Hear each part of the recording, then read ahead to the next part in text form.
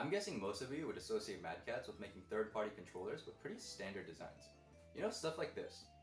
But there are probably a small group of you out there who would instead associate them with creating some of the best fight sticks during the Street Fighter 4 era. Yeah, it's pretty surprising to a lot of people when they hear that Mad Catz made good controllers. Their fight sticks were so good, in fact, that they managed to get legendary fighting game pro Daigo Umehara to accept a sponsorship offer from them in 2010. What's cool is that they actually made fight sticks even before the release of Street Fighter 4.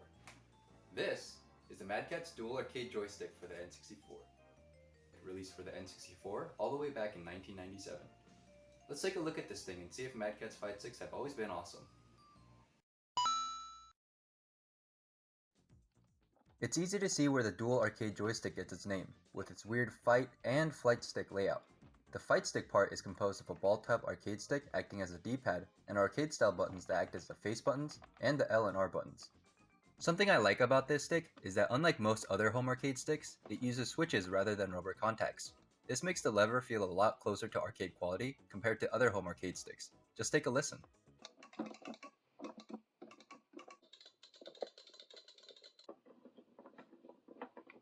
It also has a square gate, which is just a cherry on top when playing fighting games.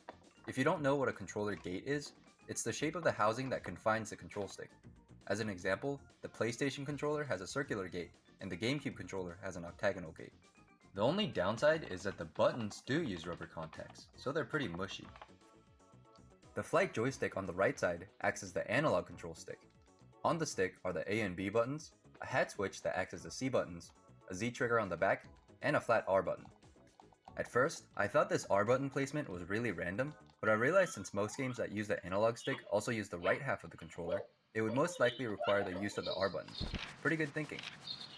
The biggest gripe I have with the joystick is that the rubber base is way too stiff.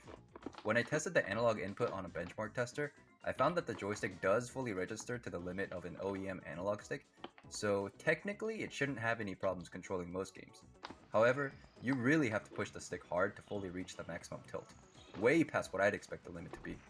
This means that if you don't really push the stick hard, you might not run as fast in Mario 64 for example.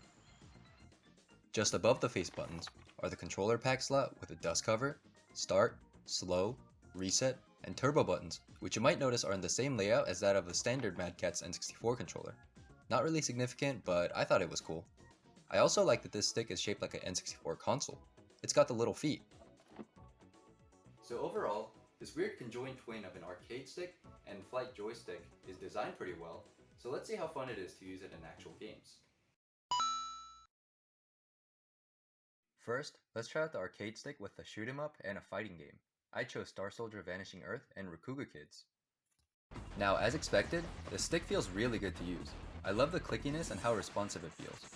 Usually with sticks that use rubber membranes instead of the clicky switches, I can't really tell when the lever inputs are red, but this stick doesn't have that problem. The buttons leave a lot to be desired though. If you're not pressing on them full force, you're probably going to be dropping an input or two. You win some, you lose some, I guess. KO! You win! Now, let's see how well the joystick can play some flight games. I chose Star Fox 64, Buck Bumble, and Star Wars Rogue Squadron. I'm not as experienced with flight sticks as I am with arcade sticks, but I love how this feels. Your hands kind of just melt into the stick perfectly. Yeah! It's working! The joystick does feel a bit stiff, but it's not so bad to the point it hinders your gameplay, and the buttons are all easily accessible and have a nice click to them. Now some of you might be really excited thinking about playing Star Fox 64 with this controller, and it works really well, but one issue I have with it is that it doesn't let you reconfigure the button menu. That means if you don't like any particular button placements, well, tough luck, you're stuck with it. I failed you!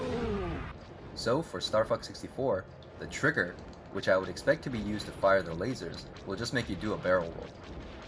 It definitely isn't a deal breaker, and it's still a lot of fun playing Star Fox with this controller. It's just a little disappointing. Thankfully with Buck Bumble, the fire button is already the Z trigger, and for Rogue Squadron, you can change the controls so that the Z trigger fires your lasers, which is how I'm assuming most people would want to play with this controller. One other thing I wanted to mention is a slow button. What the slow button does is it just presses the start button rapidly. This basically lets you achieve a very rudimentary slow motion mode on some games. I personally don't really see a use for that, but I do use it frequently to skip past cutscenes and stuff like that. Alright, so So that's the arcade stick and the flight joystick tested separately, and they're both pretty good and really fun to play with. But I'm not done yet, because for the ultimate test for this controller, I'm going to use it to play Sin and Punishment. This game is just too much fun, and using this controller completely changes the experience. It makes it feel like one of those dual-stick arcade games. Although the aim reticle moves a little slower than I'd like, that's due to the game itself rather than the controller. Honestly, this controller feels made for this game. All the buttons are perfectly accessible in the exact spots you'd want them to be. Move with a digital stick, aim with a joystick, shoot with a Z trigger, navigate menus with A and B, and even the random R button on the joystick is used to change the firing mode. This controller might be worth getting just for this game, honestly. Finally, just because we can, let's play Star Wars Episode 1 Racer with two of these controllers.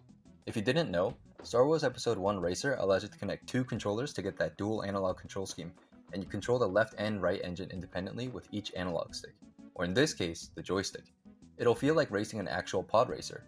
You have to plug in the controllers into the first and third ports, then, while holding down the Z button, input the code RRDual using the L button to select the letters instead of the A button. After that, input your name and you're ready to start racing. So I'm gonna be honest, I don't really like this game. I think the controls are a bit too convoluted, but with dual analog sticks, even though I still suck at the game, it feels so fun to play. I only wanted to test this out as a joke, but you know what? It's working! It's working!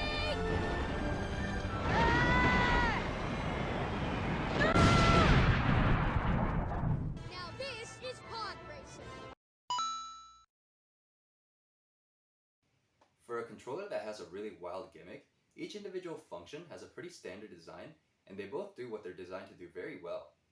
The fight stick is just fantastic with its square gate and clicky switches, with the only downside being that the buttons are a bit too hard to push. The joystick is really comfortable and fun to use, but the button placements may not be ideal for some games. Even with these minor flaws, using this controller makes the arcade games and the flying games on the N64 even more fun to play. Using both the digital stick and the joystick to play Sin and Punishment was awesome. Using two of these joysticks to play Star Wars Pod Racer was amazing. If you enjoy playing arcade games or flying games on the N64, you should consider picking one of these controllers up if you find one for a good price. It really gives them a fun and fresh way to play. Hi, thank you so much for watching this video. I really hope you enjoyed it. And this is actually the second post video I had to film, because the first one I was originally going to have like an unscripted thing where I talk about some miscellaneous stuff about the controller that didn't really fit into the main video. But that video ended up actually being longer than this video, so I'll have that linked in the description. Think of that as kind of like a companion video, because in that video I referred to stuff that I talked about in this video, so yeah, feel free to watch it. But yeah, anyways, thank you so much for watching again. I really hope you enjoyed it, and I really hope that you'll see me again. Thank you. Bye.